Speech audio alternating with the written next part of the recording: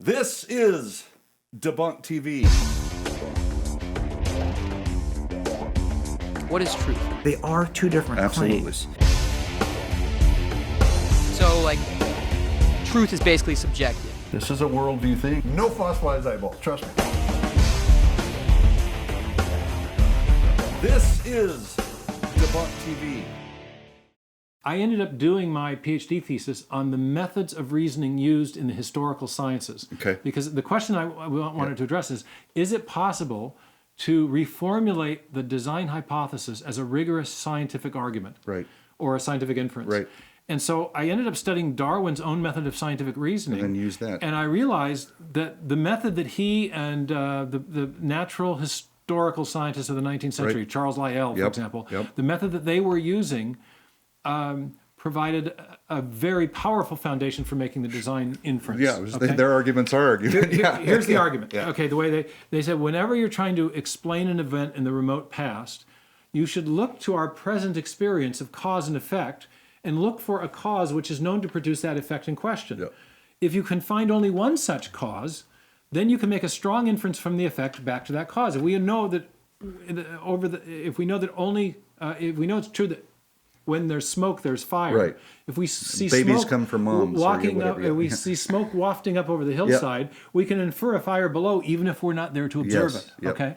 So I got to thinking about this, and Lyell's had a famous phrase. He said, "We should be looking for causes now in operation." Okay.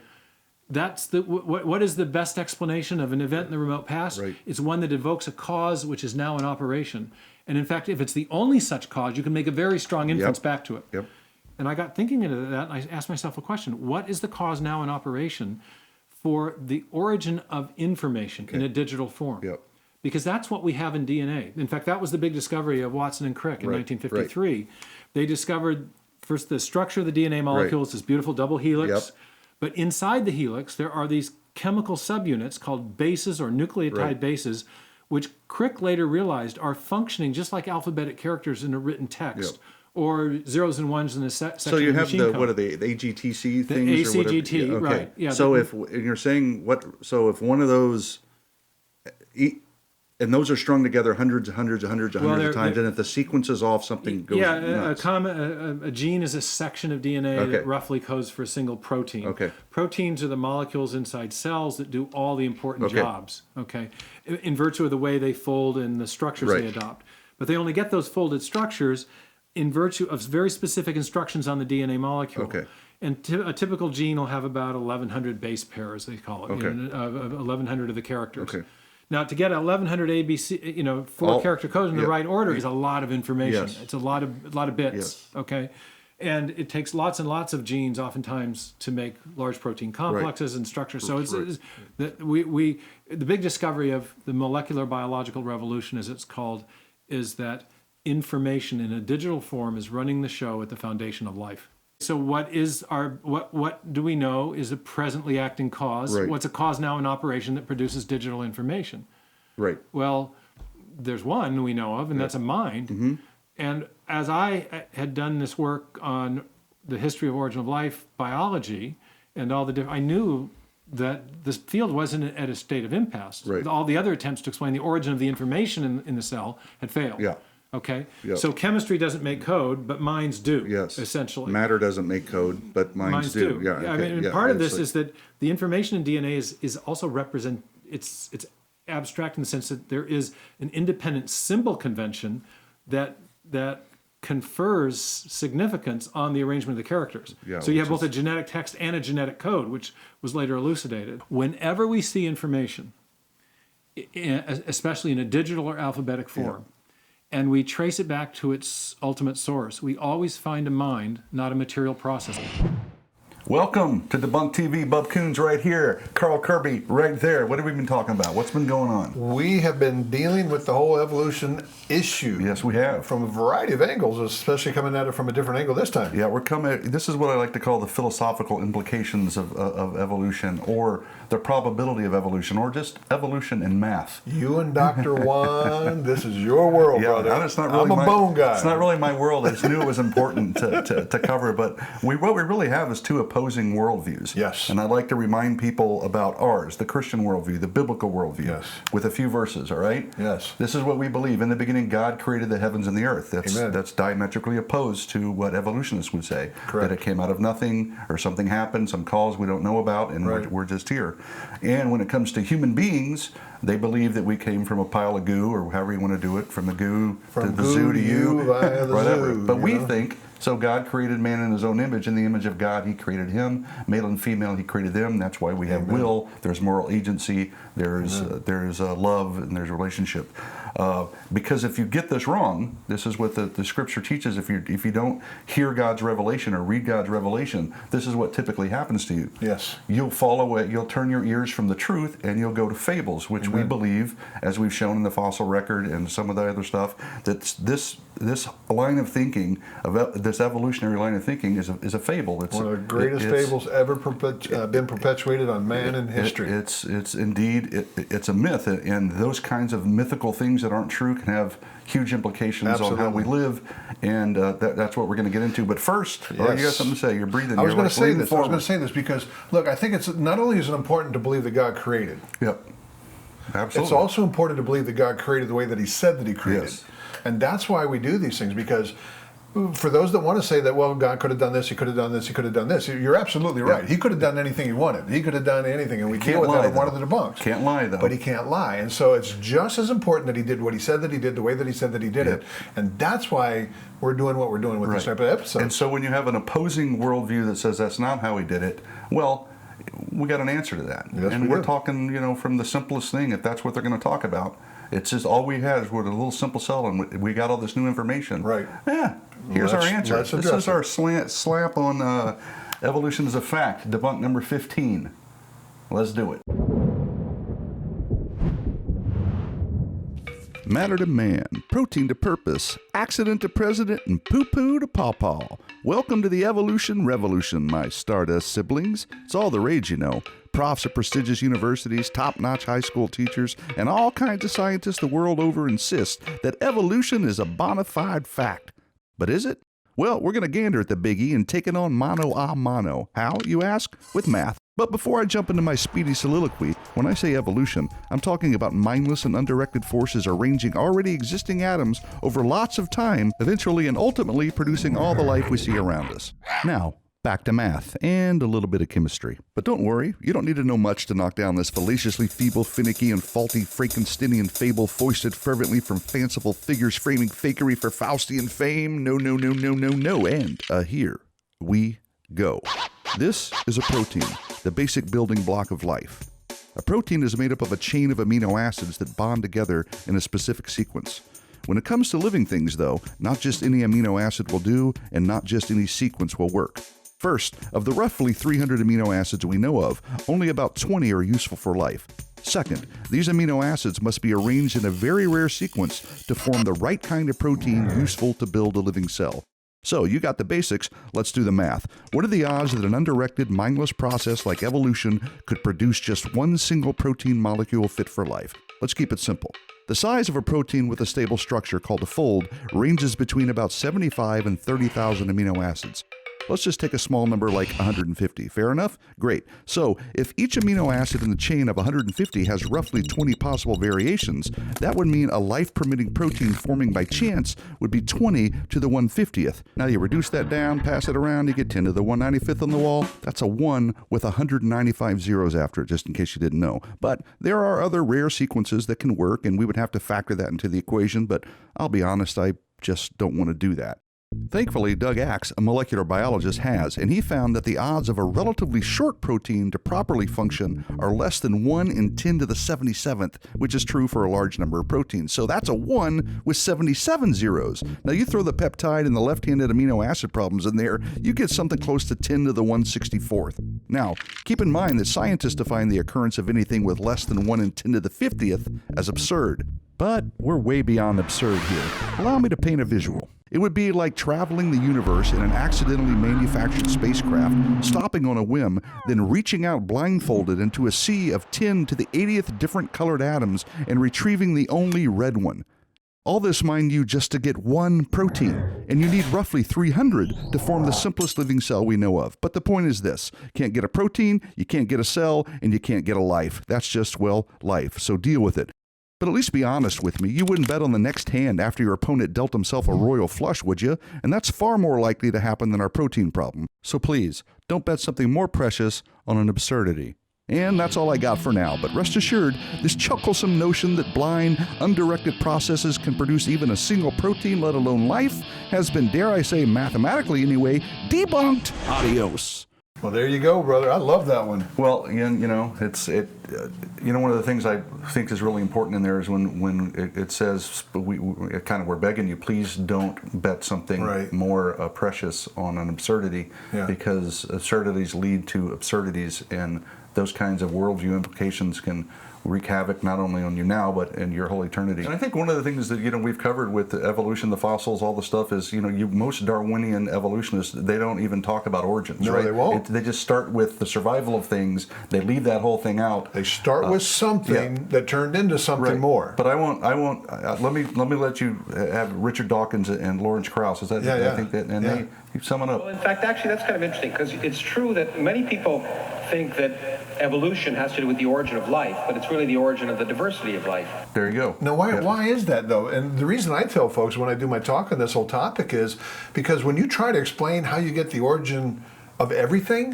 you get something from nothing, you look really bad. And so we're just wanting to challenge people to look at that, because which we covered in a few episodes back, which is important. But the implications become, okay, this is what we all have to ask ourselves. Yes. Which worldview best explains what we see? Which one comports with reality?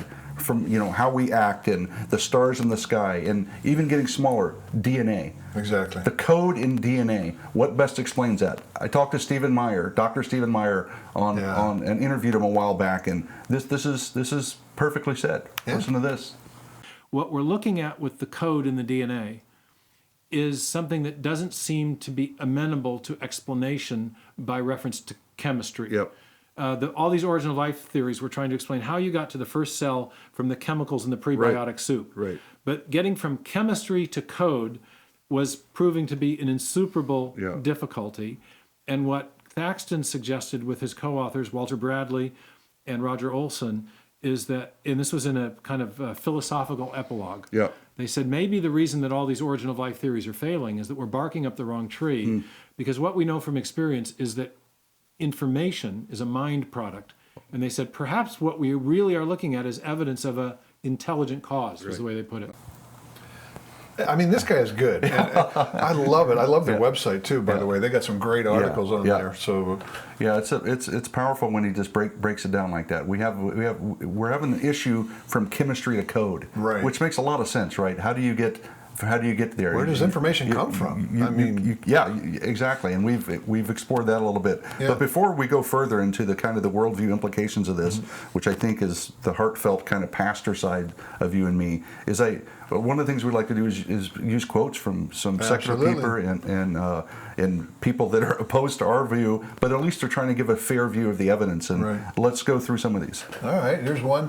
For the scientist who has lived by his faith and the power of reason, the story ends like a bad dream. He has scaled the mountain of ignorance. He is about to conquer the highest peak. As he pulls himself over the final rock, he is greeted by a band of theologians who have been sitting there for centuries. Now, this is Robert Jastrow, a PhD in theoretical physics, and he used to work at NASA. Right?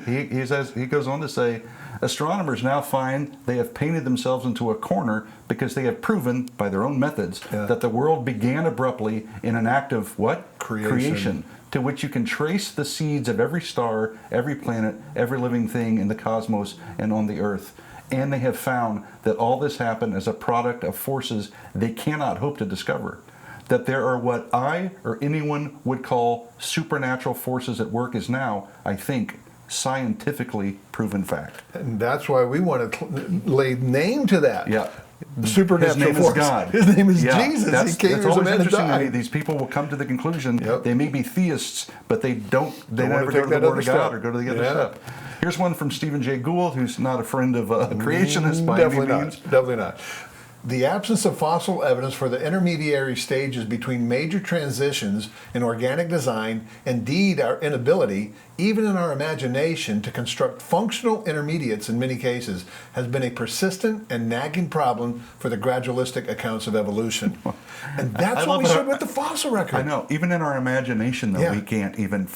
How do you, like, from you were saying, from the rat to the hippo? Like, Right. We can't even imagine how that would work, and we're trying to trace things down. It won't work. We got more, though. This is Richard Lewontin. He's a professor of biology emeritus at Harvard. Okay, again, not a creationist. Our willingness to accept scientific claims that are against common sense is the key to an understanding of the real struggle between science and the supernatural.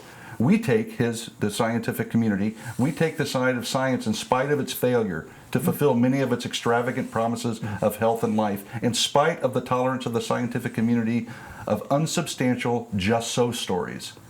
Because we have a prior commitment to materialism. Yep. This is key. This is an evidence problem. This is what we've been trying to say from the beginning. If you already have that presupposition, already have that worldview, you're going to try to draw feet on things and put hands and stuff and put bones where they don't belong. And it's to a point where you can't help it. But the thing that I think you can help is to not have that a priori. Scientists shouldn't have that at all. Right. Evidence should lead to where evidence goes. I shouldn't go. I weed out everything except materialism, and that's something that we got to look at a lot. But he goes on to say, it is not that the methods and institutions of science somehow compel us to accept a material explanation, in fact there's none, of the phenomenal world, but on the contrary, that we are forced by our a priori adherence to material causes to create an apparatus of investigation and a set of concepts that produce material explanations. No matter how counterintuitive, no matter how mystifying to the uninitiated. Moreover, the materialism is absolute, for we cannot allow a divine foot in the door. This guy is super honest. Again, it is not evidence, it's interpretation of evidence. And those that don't believe in God cannot allow for there to even be a possibility of God because of the implications. Exactly. And the last one we'll put, because I think this is a great one, Sir Fred Hoyle. Go ahead. A common sense interpretation of the facts suggests that a super intellect has monkeyed with physics as well as chemistry and biology, and that there are no blind forces we're speaking about in nature. Okay, that's all. Let's put a name on it. His name is God. His name is Jesus. And he did what we said in the verses up front. And, but I want to dig in a little bit into the design thing, because I think it's fascinating. Let's go to Dr. Juan Valdez and have him kind of expound on this. Noticing design in the natural world is inevitable. Design is so pervasive that opponents of intelligent design have to resort to calling it merely the appearance of design. In The Blind Watchmaker, Richard Dawkins says, quote, "Biology is a study of complicated things that give the appearance of having been designed for a purpose." Francisco Ayala, the past president of the American Association for the Advancement of Science, says that the functional design of organisms and their features would therefore seem to argue for the existence of a designer. He goes on to say that Darwin's greatest accomplishment was to show that the directive organization of living beings can be explained as a result of a natural process, natural selection, without any need to resort to a creator or other external agent. But is that true? Did Darwin provide a natural mechanism to displace God, the intelligent designer? Obviously not. As we just saw, math alone is sufficient to undermine the entire argument of mindless processes accounting for what we see in the natural world. But let's go deeper into the math and the science.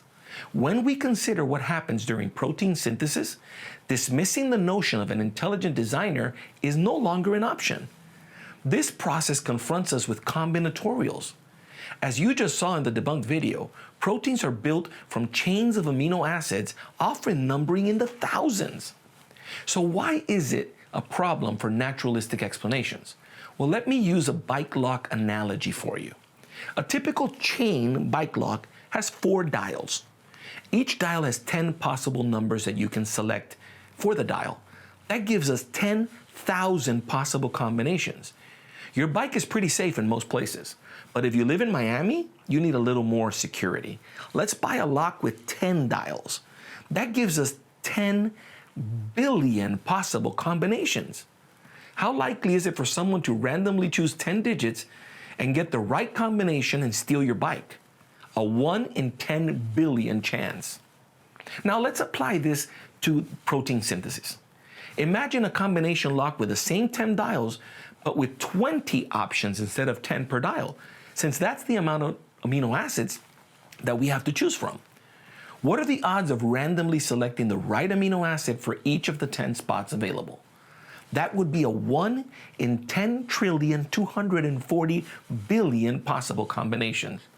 Yet, most proteins are not just 10 amino acids long. They are 100 and 250 amino acid sites. As a matter of fact, the average protein is 300 to 400 amino acid sites. Can you see what's going to happen to the numbers of possible combinations? But it gets worse for the deniers of intelligent design, because messenger RNA, one of the molecules that makes protein synthesis possible, is a chain of 3,000 amino acids. What do you think will happen to the numbers there? The odds are so incredibly minuscule that a scientific calculator defaults to infinity as their answer. I had to get my friends, a PhD in mathematics and an engineer, to help me do the math by hand. And the odds are 1.23 times 10 to the 3,903rd power. Now keep in mind that all this time we've been talking about just one protein. But how many proteins does it take to build a cell? The estimates are anywhere between 250 and 400 functional proteins to produce a simple single-cell organism. But what about all the functions of the cell? How many proteins are we talking about now? Collectively, proteins catalyze and control essentially all cellular processes. They form a highly structured entity known as a proteome. This is the set of proteins that carry out all of the functions in the cell. How many additional proteins are we talking about? A tiny yeast cell contains about 60 million protein molecules. All these millions of proteins cooperate to contribute to the life and health of the cell, responding dynamically to perturbations, each playing its role to provide energy from nutrients, deliver cargo, translate and maintain genetic information, remove waste, replicate, etc., etc., etc. Unguided random processes? Come on. Okay, I mean, design is important because, again, we said it multiple times, it's what we observe in reality. Okay? Exactly. The unguided, natural, quote unquote, natural forces that act on randomness and chance don't create designed things with purpose. Do not create information. Yeah. You just don't see it happen. You don't see it happen. You see everything going the opposite direction, quite frankly. It's always, is what you like you see. said, a mind product. Exactly. Information is a mind product. Yes. So what do we know about evolution? Here we go. It's admittedly unobservable, it's lacking fossil evidence, and it's a belief system about life on the Earth. We've seen these two, right? Oh yeah, we went in depth on that. If you have the scientific model, it's about test and repeating with my five senses. Yes. I can't test and repeat something that's 10 million years ago. That's I have to right. extrapolate. So the only thing I could look at is the fossil record, and now we got massive lacking evidence. So what is that then? If you don't, it's some kind of belief system. It's a belief and this system. is where I want to dig in. Yeah. Because your belief system has massive, massive implications on how you live and who you are. It's critically important that we know these things because look at what, I mean, you're out there all the time. Yeah. You travel 200 days a week. You see kids. You hear 200 stories. days a year. Yeah, I mean, sorry, 200 days. I'm going to say a week, 200 days a week. Yeah, That's amazing. a lot of days, man. we're doing all kinds of math here today. But I mean, talk about like what you hear, what you see, the suicide rate and the implications of that. Yeah, that's what breaks my heart. Is America, the most Christian nation on the planet, we have suicide, the number 2 killer of our teenage young ladies, right? Yeah. Number 2 killer. And you can go read some amazing books on it that break your heart about when you lose the fact that there's a creator, you are created in his image, and that your life becomes nothing more, that your value is based on how pretty, smart, talented you are, you end up in bad places because those things are always going to change. You're never going to measure up to what the world is telling you. This is beauty here. That doesn't even exist. Right. It's Photoshop. Exactly. It's I mean, it's so out of the imagination. when you lose, as we talked about in the first episode on truth, that standard reference by which to know if things are true or not, when you lose that, well, if value becomes based on what the materialistic side is saying, You're not going to like the outcome. We're living in it. It's interesting because even from a scientific point of view, it's very. This is a good point that Dr. Stephen Meyer makes as we summarize when he talks about meaning itself. Yes, this is good. Yes. And the meaning question makes a lot more sense to me now as a philosopher than it did even at the time, because nothing can mean anything to a rock or Right. to an atom Right. or to a planet or a solar system or to a truck or a car or a building. Material things can't value anything, so nothing can be meaningful Right. to a material object. Well, we live in a time when materialism as a worldview is the dominant way of thinking. Yep. You know, the idea that we came from matter and energy and nothing else, Yep. that matter and energy are the self-existent, eternal, self-organizing things that brought everything into existence. That worldview has replaced the idea of a Judeo-Christian personal God who created the universe with an intent and with a purpose. So I used to say to my students, you can't have a purpose-driven life. You Right. can't have a purpose-driven life if there isn't a purposeful creator behind the universe. And so the materialism has been completely unable to answer the meaning question. Yeah. Because nothing can mean if when we die we rot and we decompose into matter from which we came originally. Do whatever you want now. I mean, Then what's the point? the only meaning we have is the meaning we can temporarily create in this short little for ourselves, bit of time between the veils. So so it did seem that the reality of a personal God, if there be one, created the possibility of finding a transcendent meaning or an ultimate meaning that would persist beyond the grave. Because we find meaning is something that persons confer and that we find in relationship between persons. And if there is an eternal loving person who loves me and who means to reconstitute me after my demise, my physical demise at death, then there is every possibility of meaning, and that's what I had been looking for. And let's be honest, isn't that what we're kind of all looking for? Absolutely. And he says it well. I mean, why do I crave meaning if I'm just material? That's right. Why do I crave love or purpose or belonging? But it makes sense if there's a triune God who's already in relationship, creates people for relationship. It makes a lot more sense. But you have even our most ardent, antagonistic, disagreeing guy understands this. Just a few months ago, Richard Dawkins admits that ending religion is a bad idea, says Richard Dawkins. Now, he doesn't believe in God, he doesn't believe in Jesus, but he understands the implications that if you remove that value, that one that is going to hold you accountable for your actions, Richard Dawkins said he feared that if religion were abolished, it would give people a license to do really bad things. Welcome to this world right now. Yep, absolutely. Really bad things are going on, but I always wonder from an atheist point of view, what's bad, what's good. Whole other talk, some other time. They want our worldview, they want our morality, but they don't want our God. Don't give it to them. And that's it for this episode of Debunk TV. We'll catch you guys next time. Adios. See ya.